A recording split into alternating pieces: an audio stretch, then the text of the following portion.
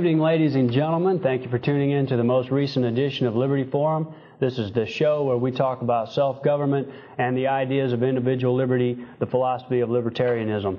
We are going to be talking tonight about privatization. We have a special guest in the studio with me tonight. This is Dr. Mark Thornton. He's a professor of economics out at Auburn University. And thank you, Dr. Thornton, for joining me this evening and being a guest on the show. It's a pleasure to be here, Mike.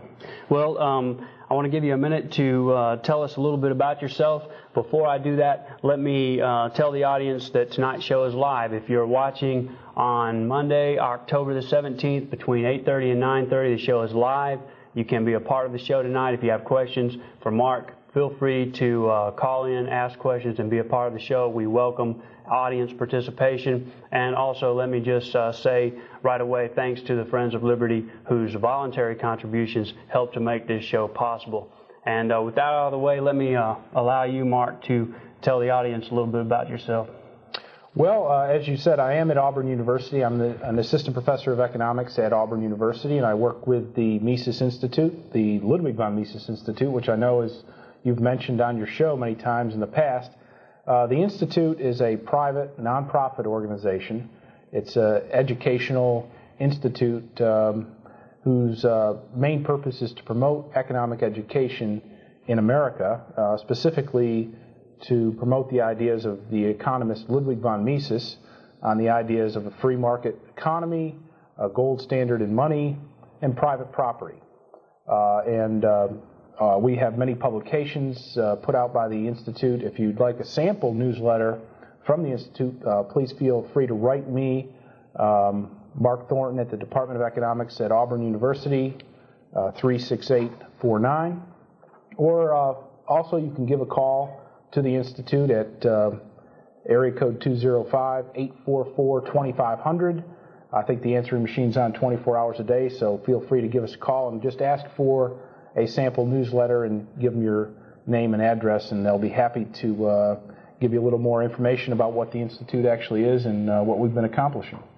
I think very highly of the Von Mises Institute and their newsletter, much to the chagrin of some of my economics teachers out at AUM. That is where my formal education in economics began, is when a friend of mine turned me on to the free market newsletter. And to me, that is one of the most insightful and informative approaches to economics that I've read. And I find it very helpful, and it's my favorite. So, well, I can only concur with you. The free market newsletter is a short newsletter that comes out once a month. And it's a publication that I think not only has the right ideas, but it's always one step ahead of everybody else in terms of what's the most important thing, what's the most, the newest intrusion of government into the economy and that sort of thing. Most of the time it surprises me exactly how important and how ahead of the game that newsletter actually stays. Well, as I said, this evening's topic is privatization. We'll probably touch on a number of topics, but to begin with, I wanted to kind of concentrate on a couple of areas that are near and dear to my heart, and those are Social Security and education. Now, interestingly enough, in Sunday's Montgomery Advertiser, there was an editorial printed up by a gentleman, I don't recall the name, but he was associated with the Social Security Administration from the time that it was first initiated, and along the years had been involved in one way or another with Social Security, I believe as late as 1982, and he was just kind of responding to some of the typical criticisms that we hear about Social Security. So those are some, I want to kind of play devil's advocate, present some of the responses that he has made to the critics of Social Security, and hear what you have to say about them. Now, we already have a caller, and we like to move to the phone quick and not keep them waiting too long, so what I'll do is move to the phone here. The customer always comes first. That's right. Hello, you're first up on Liberty Forum this evening. Hi, Michael. How are you this evening? Pretty good. My name is Tom Anderson, and I have an economics question for you. I have two young men in my neighborhood who are some real go-getters, but they insist on being paid at least minimum wage whenever they work on my pool cabana. What is the Libertarian Party's view on paying a set minimum wage to workers? Well, I know the view, and what I'd like to do, though, is defer. Since we have an expert on the set tonight, I'll just pass this question on to Mark and let him answer it. By the way, I don't think you'll mind, but me letting the audience know that you are a libertarian in addition to being an economist. So Mark's fully aware of the libertarian position, and I'm just going to go ahead and pass the question on to Mark and let him answer that. I'd be happy to, and actually I'm an elected libertarian as well, but that's not on the minimum wage question. And actually I think the minimum wage question is a very good one because Secretary of Labor Robert Reich is promoting the idea of increasing the minimum wage. And that policy of the minimum wage simply keeps people unemployed, as your example or as your question points out, and the libertarians are basically totally 100% against the idea of having a minimum wage because it simply interrupts the process of the employer and the employee making a contract which is mutually beneficial to themselves. Does that pertain to people who are not full-time employed? Oh, absolutely. It should not be. We should not have any minimum wage law whatsoever in the economy because it's been shown, as it obviously should be, to keep people unemployed, and basically it hurts the least advantaged people in society. It hurts minority groups, specifically blacks. It hurts younger people like teenagers. It hurts the disabled. A lot of people who can't generate a lot of productivity. It keeps them from getting a good job or getting them into the workforce, getting them some training, getting them some experience. And what we've seen is over time is the minimum wage has contributed to a permanent unemployed welfare class in society. Now, as far as the state is concerned, they don't have the same point of view. And if you try to make contracts, labor contracts with people for below the minimum wage, that's basically against the law. And unfortunately, that's the type of thing that keeps people unemployed and keeps our economy as stagnant as it's been. So how do you propose to pay people who are currently on minimum wage? Well, I think that the market dictates that the people who are getting the minimum wage right now are worth the minimum wage. The problem is that it keeps some people unemployed. Other people who are productive, more productive than the current minimum wage, have jobs. There are some people right around the minimum wage level itself where the employer and the employee can rearrange the employment contract, where the employer takes away benefits in order to pay that higher minimum wage, takes away health care and some of these other benefits that employees will get for certain jobs, and in order to make up for higher and higher minimum wage laws passed by the federal government. And so there are some people there on the fence, but basically people who are productive enough already have jobs. People with lower productivities remain unemployed. I think I'd like to point out the one thing, if I may, that the minimum wage, in effect, makes it illegal for someone to accept a wage lower than the minimum if they're perfectly willing to do it. And although that may come as a surprise to some people, there are people out there, especially the elderly or maybe disabled people who are confined to their home, who would be perfectly willing, for instance, to do some type of a handicraft work at $2 or $3 an hour, and a minimum wage effectively makes it illegal for them to voluntarily enter into a contract to work at that wage rate. Right. Okay, well, I appreciate it, and you have a good evening. You too, and thanks for the call. We certainly appreciate it. Thank you. And let me get back to the Social Security topic. Some of the typical arguments of the critics, which we're both familiar with, are that the Social Security, quote, fund is not sufficiently funded to go very far beyond where we're at now and into the future, and other things concerning the demographics, that the way the demographics in the United States are going is that people are having less and less children, and people are living longer, so we're having more and more retirees. And so the demographic situation is somewhat inverted today from what it used to be when the program was first put in force. Now, what this person, his responses to that, I felt he didn't even address the demographic issue, but he did spend a lot of time addressing the issue of the fund being paid for by bonds. And he said that this is like some type of a red herring to make a big deal out of the fact that the money in there is in the form of bonds, that this is some kind of a red herring the critics use. And he said that, for instance, if the retirement age were raised only to 70 or maybe 72, that the fund would be viable into the infinite future in his view, or if the rate was raised from the 15% that it's effective at now to about only 17%, you could achieve the same goal. So me being the devil's advocate, kind of relaying to you his responses, I just want to let you respond to those. Okay, well, Social Security is a very big issue because the elderly are such an important political lobby.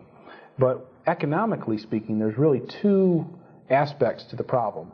One is the current Social Security system that we have that has been politically manipulated over time into the current system that it actually is. That's one thing where, the tax rates are going up and the fund is going down. Those are practical political matters where the politicians have over time debased the system itself. On the other hand, there's a fundamental problem with Social Security. It's totally economically unviable in a very important sense. So that if the politicians did everything right, it still would be a bad deal for people. That's the important point, is that even under the very best circumstances, even if they were able to somehow magically be able to predict the American population and how long people would live and how much money they would need and all these other questions, that we didn't add on all these other welfare aspects to the problem. Even if we kept the system as best we possibly could, it still would not be a good deal for the American public.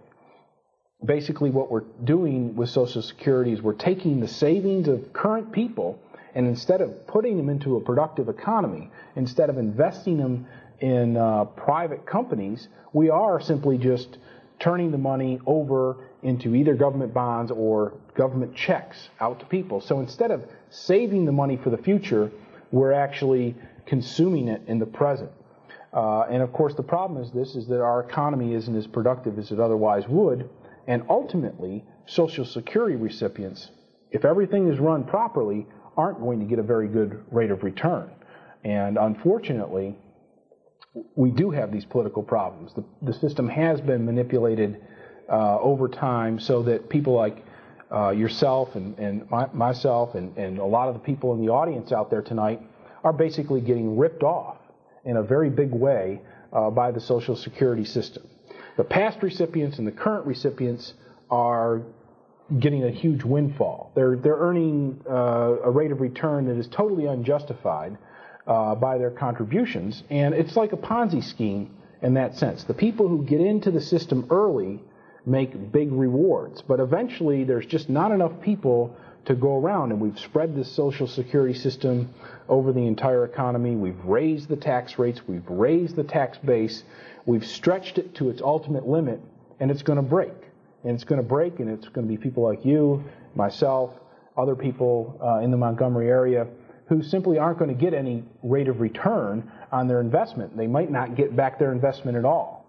And that's the basic inherent problems that we have to face, and that any type of Social Security system is really doomed to face. Let's, in keeping with the topic tonight, privatization, let's talk about the privatization of Social Security. And I think what we should do, first of all, is define when a libertarian says privatization, what that might mean as compared to a Republican or any other person, a politician talking about privatization, and also concentrate on how this same goal of providing retirement and taking care of the elderly in a compassionate way, which I believe is a very reasonable and good goal, can be achieved privately and even achieved better.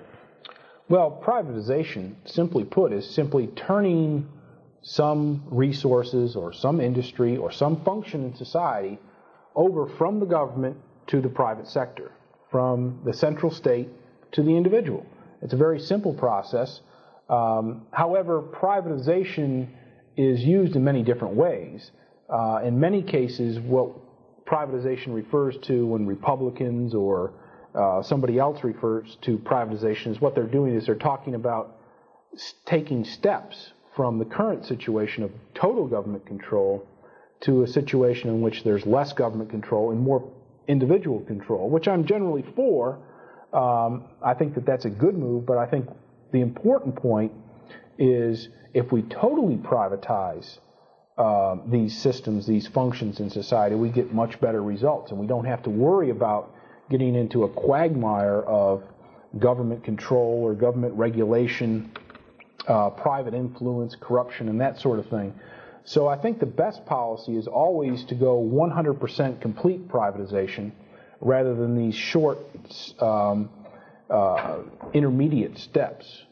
And I think the same is true for for Social Security, that the best method is to simply just basically junk the current system to the greatest degree possible and let people basically work for their own retirement, to control their own destiny, and that would also involve looking after your own relatives and that sort of thing. And I think we've gotten so far away from that that it's actually had a dramatic impact on the American family. Now, Mark, we've got a call. I want to go to the caller and get them on the show as soon as possible. What I'd like to do is talk about how we would specifically go about changing from the system we have now to a private one, and also irrespective of whether it's the contributions made by people who are benefiting now were, quote, just or not. I think the government made a promise to them, and that, you know, if we move to a private system, there should be some way of doing it in a manner that doesn't destroy the economic benefits or viability of people who planned on having a pension there for them. But we'll get into that. But let's move to the phone and see what this caller has. Hello, you're next up on Liberty Forum this evening. Hi, my name is Russ Jalbert, and I'm really sick and tired of having my taxes raised every year just to pay for the budget deficit. What do you think is the best way to deal with the budget deficit problem? Well, the only way to deal with the budget deficit problem is the only way that anybody ever solves a budget deficit problem, and that's by cutting your spending, by getting rid of the least valuable items in your budget. And of course, with the federal government budget deficit, we've got tons of things in which we can cut the budget on and totally eliminate whole aspects of the budget. So basically, the only way to reduce the budget deficit is to cut your spending. And that doesn't mean, by the way, for the federal government to simply move its spending over onto the state government or onto local governments. And that's what we've seen. Not only are they raising our taxes and interfering more in the economy, getting in our way even more, but they're also secretly, in some cases, moving their expenditures to the states and local governments and raising our taxes at that level as well. So I think that that's something to keep in mind, is the federal government has been using these mandates to force the state government to raise its spending as well. So we just, I think that the basic problem, if we really want to get down to it, is that the problem with the budget deficit is ourselves. The problem is the American citizens and the American voters not taking matters into their own hands. I think recently we've seen movement in the direction of Americans reasserting themselves, of remembering that this republic is one that is for us and by us, and that we have to take control, throw out the career politician, throw out the big spenders, throw out the compromisers, get people in there to vote for people who are going to say, I'm going to cut your taxes. I'm going to give you the same services with less taxes, or I'm going to cut your taxes and cut those services, get government off your back. And I think that's what I think it's up to every one of us to force these politicians to either cut the spending, cut the deficit, or get out of office. Right. You're not suggesting, though, that we cut national defense, are you? Yes, I am. I think that national defense should be something that the federal government fully funds. However, we no longer have a national defense. We have an international control force. I was listening to TV and radio over the weekend, and basically we had a lot of people on there from the military who were saying that we need to spend this money, we need to have these planes, we need to have this, that, and the other thing because we have all these obligations to police things in Somalia and Ethiopia and Haiti and Iraq and Iran and all over the world. We don't need that. We need to change the mission of the military to one of national defense instead of one of international police forces. And I think we can cut national defense in the process. Now, I think that the major savings in the budget have to come from just simply eliminating whole departments of the federal budget. And the list, the Department of Energy, the Department of Education, those type of things can be totally eliminated. The Department of Agriculture basically can be largely gutted as far as I know. The public park systems, the federal ownership of land in many states is just outrageous and ridiculous, and it needs to be done away with because each and every one of these operations is inherently inefficient in the economy. Right. And in these privatization studies that I've reviewed, every time the government does something, they have to spend $2 to accomplish, at best, $1 worth of service. So if we can eliminate $1 trillion of government spending, we're going to save $500 billion in real terms immediately. And I think that's the type of thing we need to get to. And basically the real important role of the federal government, as I see it at this point in time, is one of national defense. It's not an international police force. And I think that the main items of cutting the budget and cutting federal spending is elsewhere. It's in entitlements. It's in spending on health care. It's in all these other areas that desperately need to be cut back. Okay, and I guess another question that you had brought up on that is, should the U.S. government send foreign aid to other countries? Absolutely not. There's absolutely no reason for any type of foreign aid to any other country in the world. It's been basically entirely counterproductive to our interest to subsidize these other countries. We're subsidizing the Soviet Union, we're subsidizing Haiti, that didn't work, we're subsidizing Israel, that creates nothing but problems. We're subsidizing all these thugs and dictators, and then we have to go in and throw them in prison later on. It's just absolutely ridiculous. So basically, if we stop subsidizing all these countries, we could take care of our deficit in one fell swoop. No, that is not the case. We don't spend that much money on foreign aid. I think direct foreign aid is about $15 billion. Indirect foreign aid may take that figure up to about $100 billion.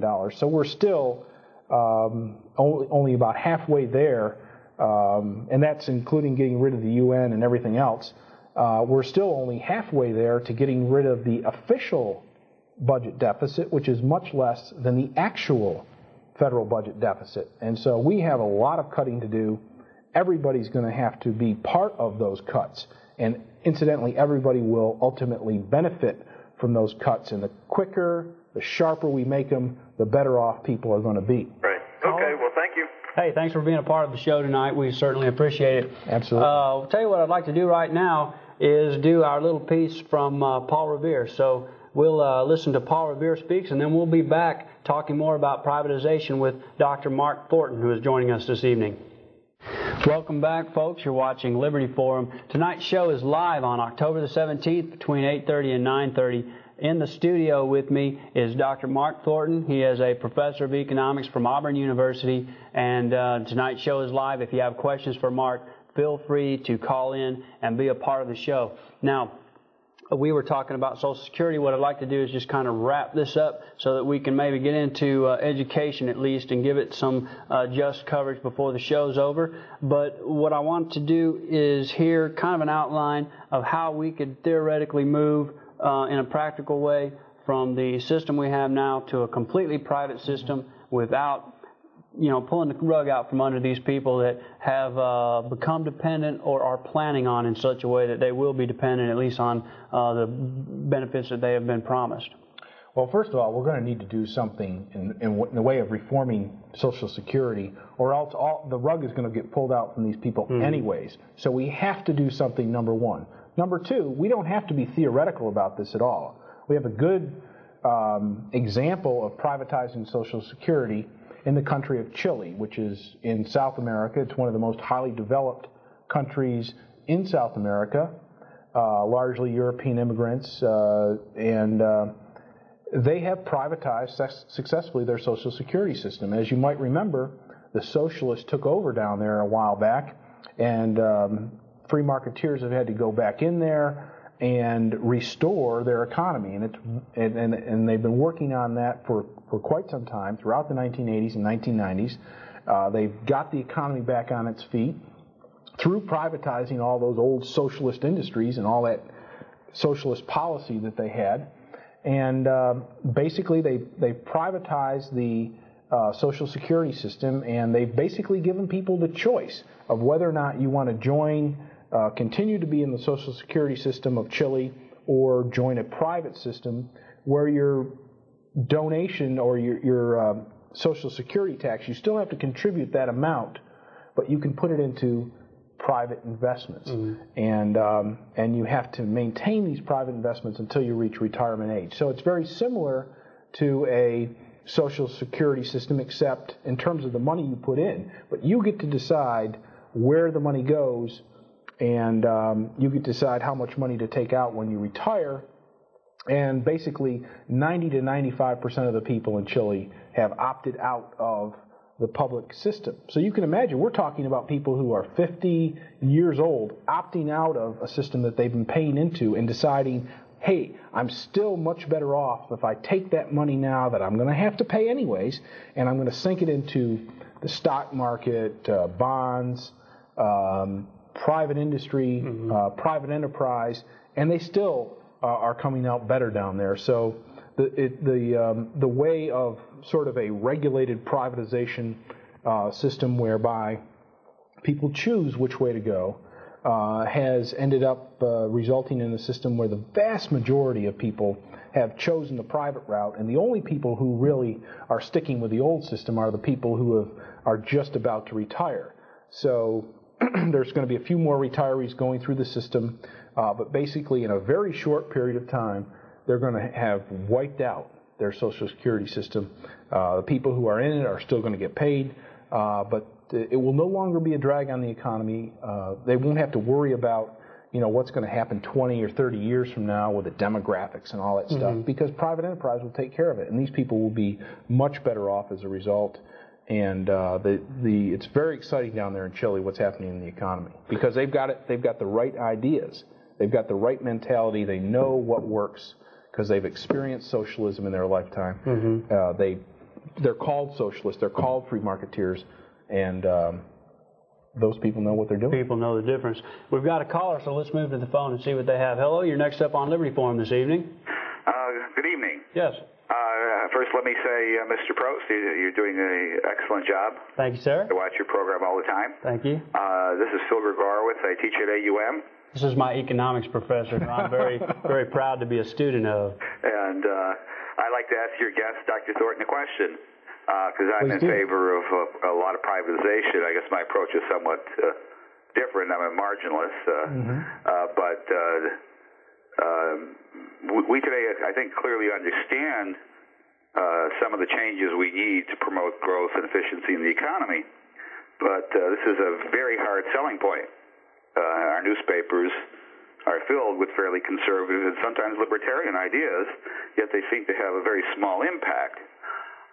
Let's talk about privatization. I'd like to get your guest's opinion on privatizing schools, public schools. Be more specific. Both of us teach at state-supported or subsidized institutions. Should the state of Alabama privatize these institutions? Would that be a better approach? I think so, and I maintain that the general approach that I laid out earlier, where we want to completely privatize these entities, including education, is the best way to go. Now, as you mentioned, we've got some gradual policies which would move us in the right direction towards greater efficiency, greater choice, greater freedom, that have been tested and have been tried out, and if properly implemented, they work.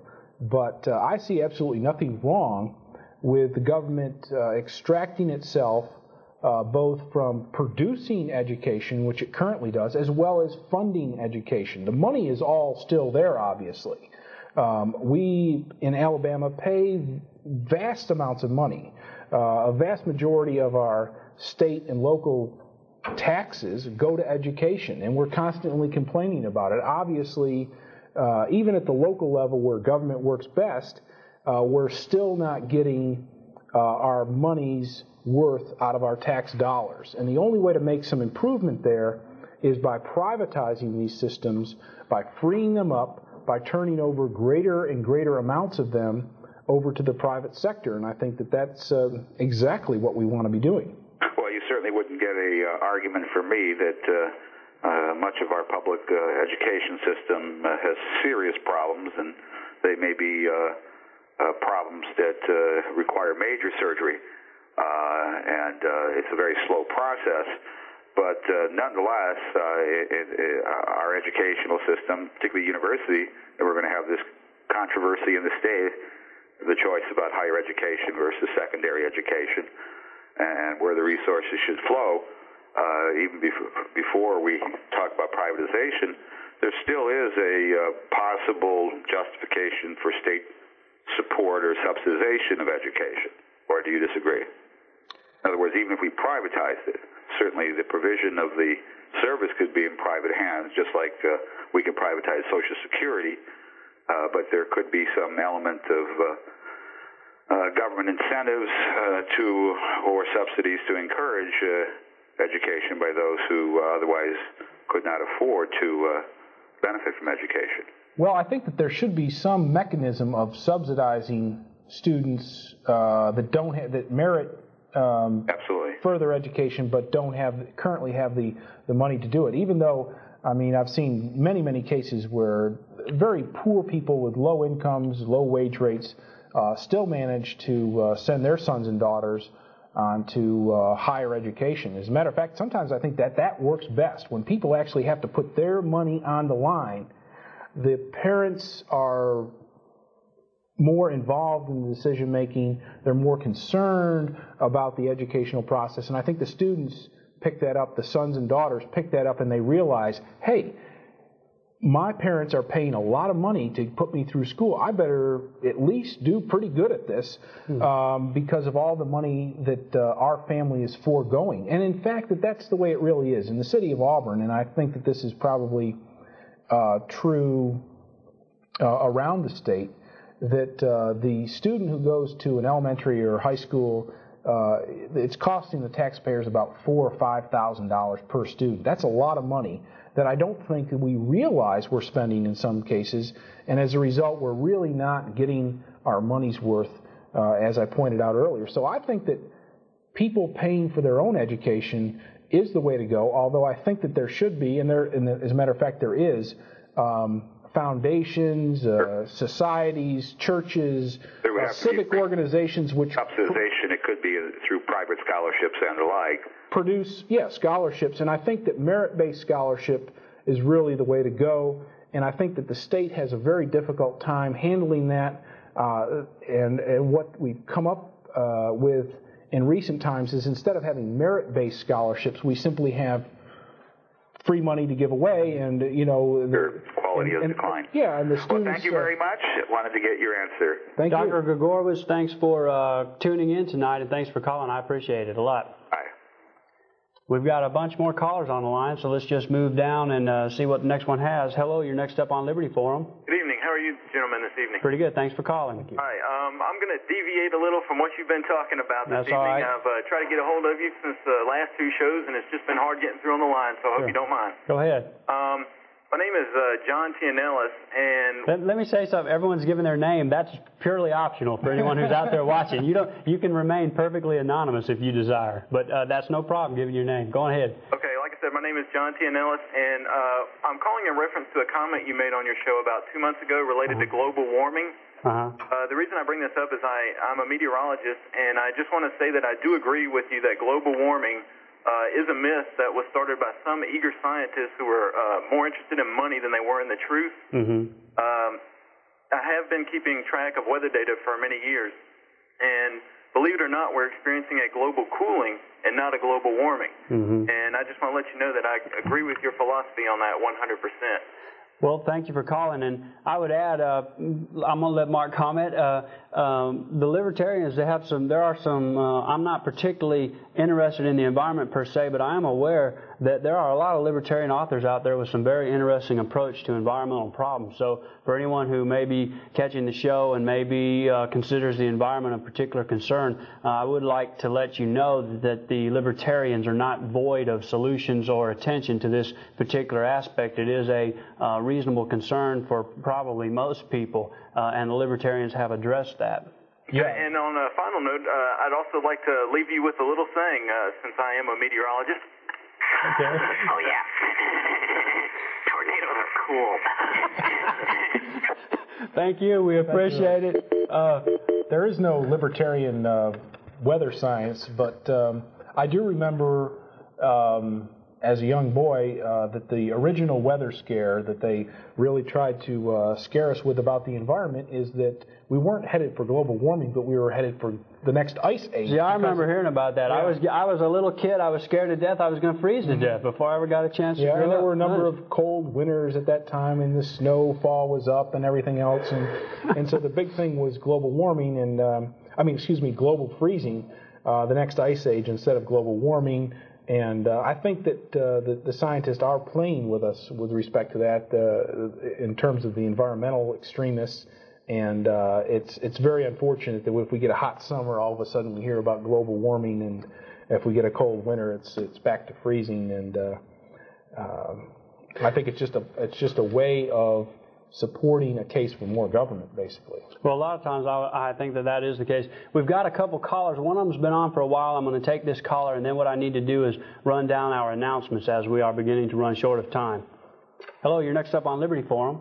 Mark, could you give us your opinion on Governor Folsom's Mercedes-Benz scandal? Thanks for your call. We're going to let Mark comment on that. We appreciate it. Well, of course, I'm all for private industry and having companies from Germany come over to Alabama and employ Alabamians. But unfortunately, it's a problem, the way we've gone about trying to trap these industries and get them here to Alabama. And it's going around all the United States. All the states are in the business of bidding for these companies, just like the state of Virginia was bidding to get Walt Disney to come there and develop this Civil War theme park. And what they're doing is they're not saying, come here, we've got an educated workforce and we're good people and, we've got good climate and so on and so forth. No, they're not doing that. They're giving the resources of the state away to these companies to try to get them to come to Alabama or get them to come to Virginia or get them to come to Georgia. And they're making the taxpayers pay for this. And this is not the way things should be being done. We shouldn't be going after industries by giving away the taxpayers' money. And so there's a basic problem with this, and it's actually what economists call a winner's curse, because what it means is that the winner of these competitions for new factories and new firms coming in is that the winner of that is the one that pays the most. And so we've actually probably given away all the benefits that a plant like Mercedes might have been. We've given that away up front. So under the best circumstances, we'll break even. Under any other circumstances, it's going to be a loser for Alabamians in the long run. Now, we've got a couple more callers on the line. If you'll hang on and be patient, I need to run down our announcements real quick. The Libertarian Party Supper Club meets on the first Tuesday of the month at 7 p.m. at the Sundown East Oyster Bar on the Atlanta Highway next to the Movie Spore. We have changed the location from Shoney's to Sundown East. And the next Supper Club meeting is going to be held on Tuesday, November the 1st at 7 p.m. at the Sundown East Oyster Bar on the Atlanta Highway, and that's by the Movie Spore. If you would like to help support Liberty Forum with a contribution and become a friend of Liberty, or if you would just like to write to us, the address is as follows: Liberty Forum, P.O. Box 70382, Montgomery, Alabama 36107, or you can call at 264-6818. And if you'd like to contact the Alabama Libertarian Party, you can do so by calling 265-1770 or 1-800-207-1770. Information is available concerning libertarian ideas, including brochures, book catalogs, and information on libertarian periodicals. And also we have available for sale copies of Hobbs Lock Greatest Hits tapes, and we also have copies of the 7 Undeniable Truths of Life card. These are available for sale. The Hobbs Lock Greatest Hits tape go for $10 per tape.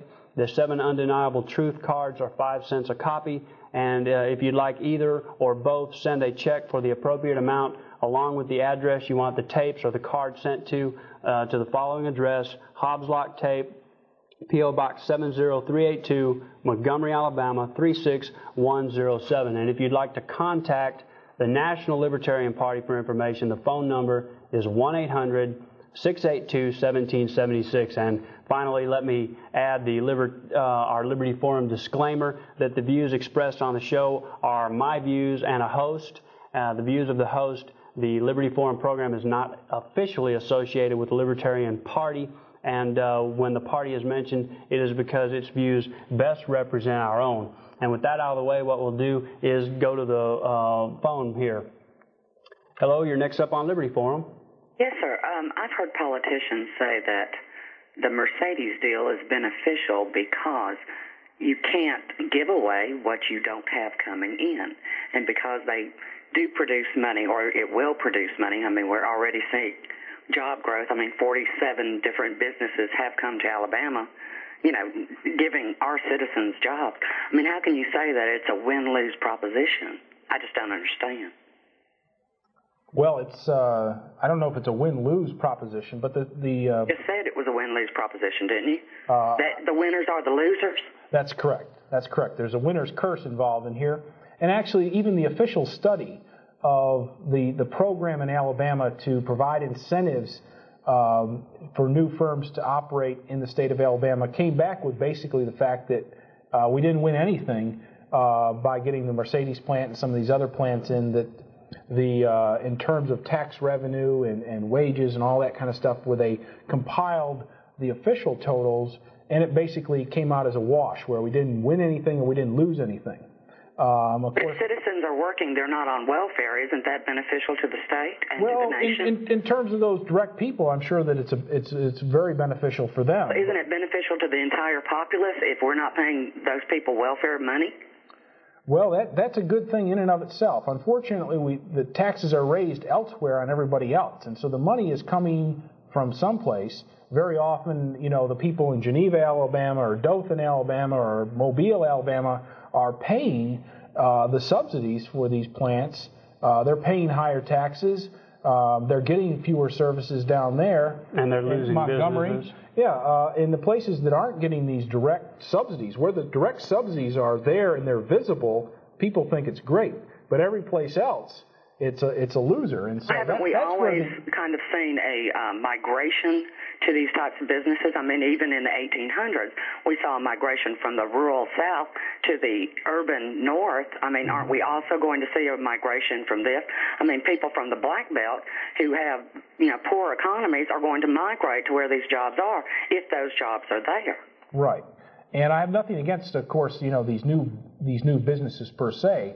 The problem that we have here is that the states are in this competition of giving away taxpayer subsidies to these companies, which are causing other people's taxes to rise. And basically the studies that have been done of individual states have found that the state doesn't really benefit from it. And if you've seen some of the documentaries that have been done on television, some of the more successful states in attracting new firms like Indiana have found that their subsidies that they put into these firms up front are never going to be paid off under the best scenarios. And ultimately, these companies aren't obligated, obviously, to stay in business for a long period of time. So will break even only if these companies do as well as they expect and stay in business for as long as they promise, which of course they don't have to. They may pick up and move overseas. They may pick up and move to another state in a very short period of time, possibly after the subsidies have worn out or run out. So it's not the way to be doing things in terms of the state government. It's unfortunate that we've found ourselves in this competition among states to give away subsidies. But it's I want to point out, it's very beneficial to the politicians who can crow to the voters about getting these plants in. It's very, very beneficial to the politicians who manage to attract these companies with these products. But don't you think that Ma'am, I hate to cut you off, but we have I was just going to ask him about how it reflected on tort reform. Well, we've got a bank full of callers. I really do appreciate the call. I understand. Thank you very much for your time. Okay. I want to move on and give some other people who've been waiting a chance to be on the show. Hello. That's one that I don't have an answer for. Okay. Hello. You're next up on Liberty Forum. Good evening, gentlemen. Yes. Well, I'm proud to say that I'm an Auburn-trained economist and a descendant of John Locke. And I've been sitting here listening to you guys talk, and it's been very difficult to find something with which to disagree. After graduating from Auburn, I moved away to states that have suffered exactly what y'all are talking about tonight, and that is gone out and basically purchased businesses, and then purchased businesses with a political mindset as opposed to a business mindset, and is kind of given away the store and find themselves unable to live up to the subsidies, and you have a very small segment of the population in a very isolated, very concentrated area who are employed by the company, the only ones that are benefiting, and everybody else is watching their taxes go through the roof. I'd just like to make a comment and let Mark comment on it, and then I have a very short question as well, and then I'll get off the phone. The comment I would like to make is I am convinced, and my family has been heavily involved in education, a family of teachers, other than myself, and I am now convinced, and oh, by the way, these were all in the public school systems, but at this juncture I am convinced that vouchers and privatization is the only way to go and create competition among schools and teachers. And, I mean, we see that working very effectively, and even in universities where scientists must compete for grants, it's the guys who do the best research in general. I mean, if you take the politics out of it and tend to get the money and push things forward. What would be Mark's opinion about the state's only role in education as being one of determining standards by testing students and saying, all right, these guys are doing well, and here's something by which we can measure, is being able to sort of test across the board. And my quick question is sort of a personal nature. How's Dr. Hebert doing? And good evening, gentlemen. Thank you for the call. We appreciate it. Well, War Eagle, and Dr. Hebert is doing fine. He's doing great. He's just won an internationally renowned fellowship to go over to France and to do some work over there, do some research over there. So he's doing great. The program's doing great at Auburn. We've got a PhD program now at Auburn that's doing better than anybody expected, and so we're very happy with all that. And I appreciate your kind words there. With respect to privatizing, giving choices, giving vouchers, giving parents and students the right to choose, I think that's definitely the direction we need to go into. With all the problems in American education, with American students falling further behind compared to other countries where we're number 20th in the world in mathematics, and where some non-English speaking countries are actually ahead of us in terms of English standards, I think that's really a big problem. At the university level, where students and parents really have more of a choice. I mean, they have to, in a sense, make a choice because they're not just going to the local public school. They're taking their money, maybe some foundation money, maybe some state money, and they're going someplace else to education. There's that element of choice. There's that element of taking your own money and putting it on the line. And American universities, for all their problems, and believe me, I'm one of the biggest critics of American universities and a lot of the money that they waste and a lot of the low standards that they've set in some places. like I say, I'm the biggest critic, but yet we still have the #1 higher education system in the world. It's where people from around the world come to go to a university, and it's because we have that element of choice. We have that element still there where people have to put their own money on the line in many cases, and that's what works best. I think that's a good indication of the direction we need to go without any doubt whatsoever. So I think that the more choice and the more we make people put their own money on the line, the better the results are going to be. And if I could back up that question onto the previous one about industry, trying to bring industries in the state, I think Alabama has enough here and enough we can do with ourselves to entice firms to come to this state and to produce. And I think that these subsidies really are a waste of time. We have low taxes; they could be lower. We have a good workforce; it could be better.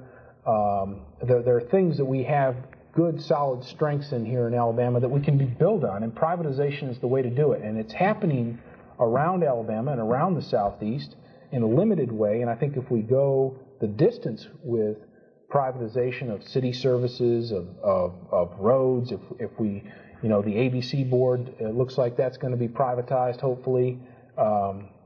If we keep on going in that direction, we won't have to worry about subsidies. People are going to become knocking at our door. Mark, what I'd like to do, as we're running short on time, is go to the Hobbs-Lock commentary. This is Liberty Forum's attempt to reach the Beavis and Butthead level of the audience. So, without further ado, let's hear the commentary by Hobbs-Lock.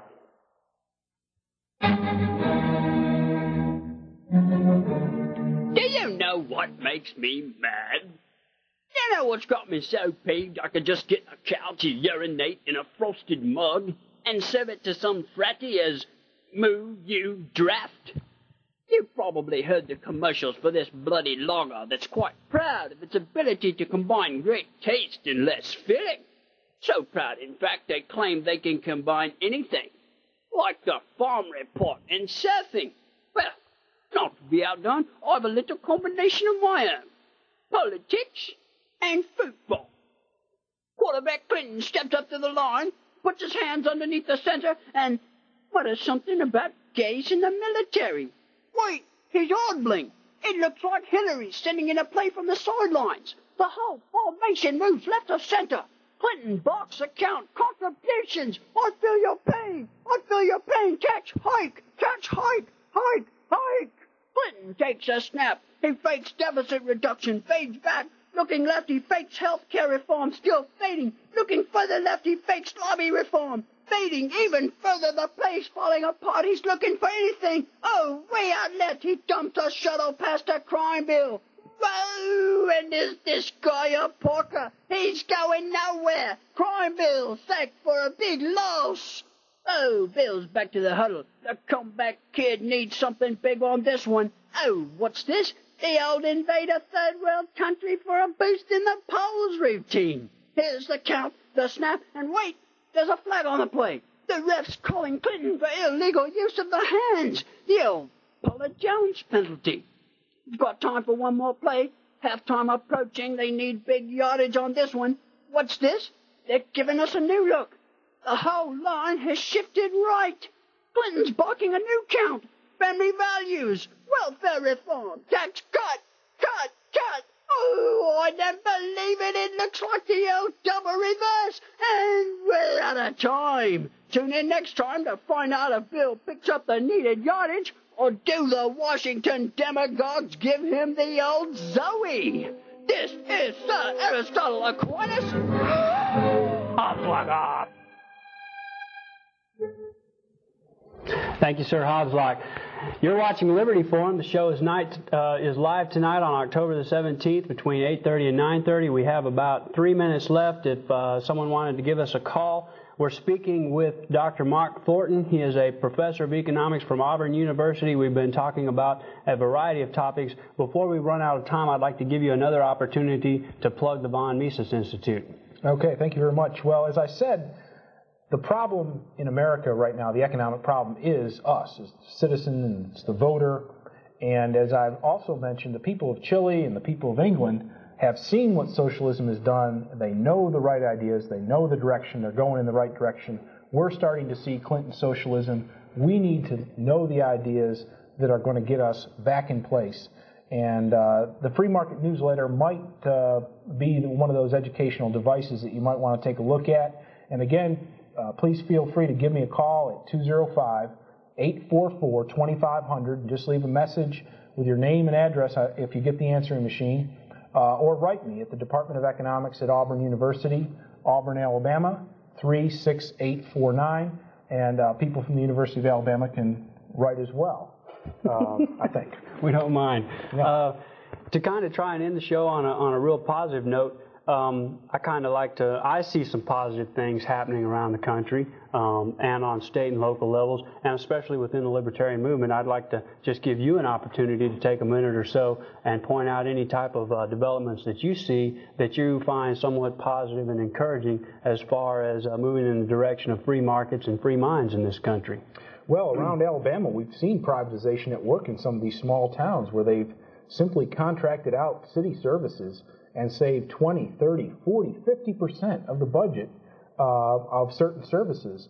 And this is just tremendous windfall to some of these cities that are in desperate straits. And so this is something that does work, and it has worked right here in Alabama, and I encourage everybody to try it out. And as far as the Libertarian Party is going, I think it's wonderful. We're going to win a lot of elections, a lot of local races here around the country come November, the November elections. Thanks, Mark. They're telling me that we are out of time. I want to say thanks again, Professor Mark Thornton, for joining us this evening on Liberty Forum. I appreciate it. It's been an excellent show. The show is rebroadcast several times during the succeeding month, and of course we will be live next month on the third Monday of the month from 8:30 to 9:30. I'm the host of the show, Michael Probst. I want to say thanks to everyone who tuned in, and especially to people who called in and were a part of the show this evening. We appreciate all the support. Thank you very much, and good evening. Good. Hey, I enjoyed it. Thank you very much.